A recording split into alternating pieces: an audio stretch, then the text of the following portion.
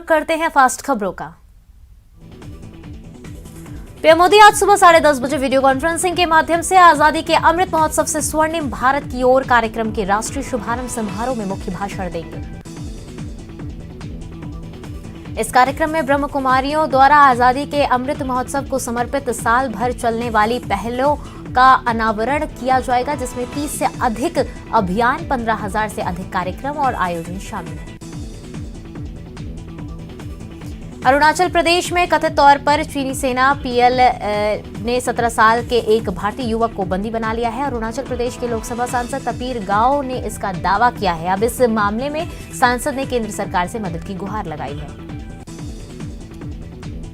उत्तर प्रदेश में पहले चरण के चुनाव के लिए बीएसपी ने बुधवार को सभी सीटों पर अपने उम्मीदवारों का ऐलान कर दिया है। इससे पहले 15 जनवरी को पहले चरण के लिए पार्टी ने 58 में से 53 उम्मीदवारों के नामों की घोषणा की थी। राजस्थान की गहलोत सरकार का विधानसभा बजट सत्र 9 फरवरी से शुरू होगा। सीएम अशोक गहलोत की अध्यक्षता में बुधवार को हुई कैबिनेट बैठक में प्रस्ताव अप्रूव किया गया, जिसे राज्यपाल को भेजा जाएगा। राज्यपाल कलराज मिश्र विधानसभा बजट सत्र आहूत करने की आज्ञा जारी करेंगे। कैबिनेट बैठक में राजस्थान इंडस्ट्री एग्रो बोर्ड सहित करीब आधा दर्जन प्रस्तावों को भी अप्रूव्ड किया गया है। राज्य में पहली बार अलग कृषि बजट पेश होगा, जिसके लिए कृषि और वित्त विभाग के अधिकारियों ने तैयारियां पूरी कर ली हैं। कैबिनेट की बैठक में कोरोना की स्थिति की भी समीक्षा की गई, जिसमें मुख्यमंत्री अशोक गहलोत ने कहा कि ओमिक्रॉन को लेकर कहा कि वर्तमान में तो ये ज्यादा घातक नहीं है, लेकिन पोस्ट ओमिक्रॉन का इफेक्ट क्या होगा इसका अभी कुछ पता नहीं है। ओमिक्रॉन के साइड इफेक्ट को लेकर हमें सजग रहना होगा। कैबिनेट में जरिए मुख्यमंत्री ने प्रदेशवासियों से अपील की कि वे कोरोना गाइडलाइन का पालन करें, किसी तरह की कोई लापरवाही न बरते। सरकार ने प्रदेशवासियों से कोरोना गाइडलाइंस की पालन करने के लिए अपील की।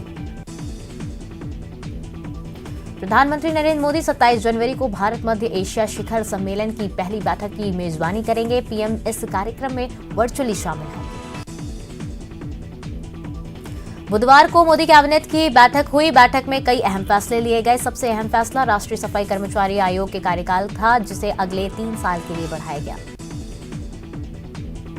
बीजेपी ने यूपी विधानसभा चुनाव के लिए स्टार कैंपेनर्स की सूची जारी कर दी है। इस लिस्ट में PM Narendra Modi, BJP chief JP Nadda, रक्षा मंत्री राजनाथ सिंह और गृह मंत्री अमित शाह, केंद्रीय मंत्री नितिन गडकरी समेत कई नेताओं का नाम है। आम आदमी पार्टी ने गोवा से अमित पालेकर को अपना मुख्यमंत्री उम्मीदवार बनाया है। दिल्ली के सीएम अरविंद केजरीवाल ने बुधवार को इसका औपचारिक रूप से ऐलान किया है। कोरोना से मौत पर मुआवजे को लेकर एक बार फिर सुप्रीम कोर्ट ने सख्त रुख अपनाया है। सुप्रीम कोर्ट ने नाराजगी जताते हुए आंध्र प्रदेश और बिहार के मुख्य सचिवों को तलब किया। उत्तर प्रदेश में हाथरस कांड की पीड़ित परिवार ने कांग्रेस के टिकट पर विधानसभा चुनाव लड़ने के से इनकार कर दिया है। कांग्रेस महासचिव और यूपी की पार्टी की प्रभारी प्रियंका गांधी ने हाथरस के पीड़ित परिवार के सदस्य को चुनावी टिकट देने का ऐलान किया था। पीडीपी अध्यक्ष और जम्मू कश्मीर की पूर्व मुख्यमंत्री महबूबा मुफ्ती ने बीजेपी पर निशाना साधा है। उन्होंने उत्तर प्रदेश चुनाव को लेकर कहा कि जब ये बाबर और औरंगजेब की बात करते हैं तो इन्हें उत्तर प्रदेश में लोगों को देने और बोलने के लिए कुछ नहीं होता है। देश भर में लगातार बढ़ रहे कोरोना के मामले, 24 घंटे में 2,82,970 केस आए सामने। देश में अब तक 158.88 करोड़ लोगों को लगी वैक्सीन की डोज। 24 घंटों में 1,88,157 लोग हुए रिकवर। उत्तर प्रदेश में पिछले 24 घंटे में कोरोना के 17,776 नए कोरोना मरीज सामने आए हैं। राज्य में सक्रिय मामलों की संख्या 98,238 हो गई है। दौसा में न्यूज 18 की खबर का असर हुआ है। किसान की जमीन की नीलामी मामले में परिवार को राहत मिली है। प्रशासन ने नीलामी प्रक्रिया को निरस्त कर दिया है। आपको बता दें कि बैंक से 7 लाख रुपए के कर्ज के चलते 15 बीघा जमीन कल नीलाम हुई थी। अब प्रशासन बैंक और किसान परिवार में फिर से सेटलमेंट कराया जाएगा। दौसा के रामगढ़ पचवारा में किसान की जमीन नीलाम होने के मामला सामने आया है। किसान नेता राकेश टिकैत का फोन किसान परिवार के पास आया। राकेश टिकैत ने कहा कि वो दौसा पीड़ित परिवार से जरूर मिलेंगे।